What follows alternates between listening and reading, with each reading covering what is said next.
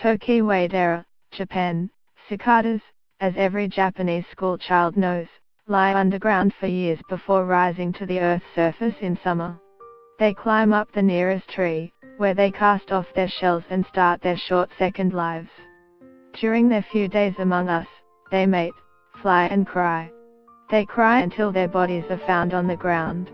Chukuido hated the din they made. They had just started shrieking, as they always did in early summer, and the noise would keep getting louder in the weeks to come, invading her third-floor apartment.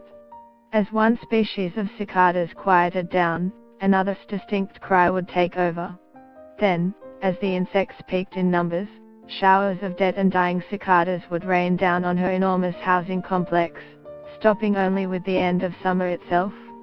It was the afternoon of her 91st birthday, an unusually hot, part of a heat wave that had community leaders worried.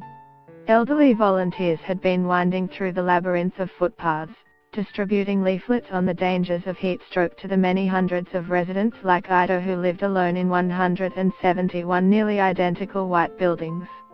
With no families or visitors to speak of, many older tenants spent weeks or months cocooned in their small apartments, offering little hint of their existence to the world outside their doors.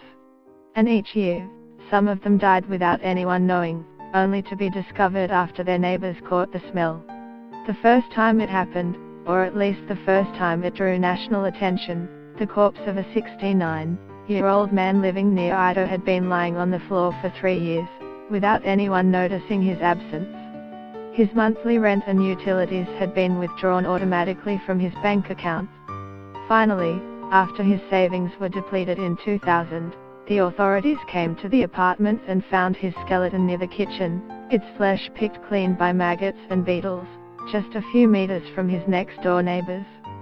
The huge government apartment complex where Ito has lived for nearly 60 years, one of the biggest in Japan, a monument to the nation's post-war baby boom and aspirations for a modern, American way of life, suddenly became known for something else entirely: the lonely deaths of the world's most rapidly aging society.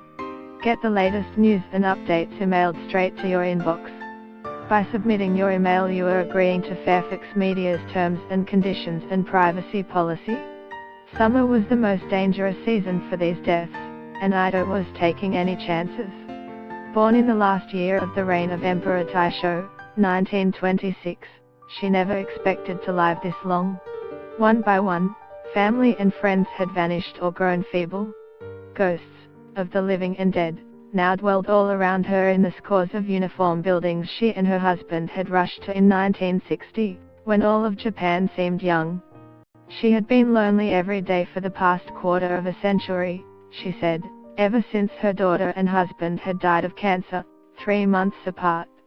Ito still had a stepdaughter, but they had grown apart over the decades. So Ito asked a neighbor in the opposite building for a favor.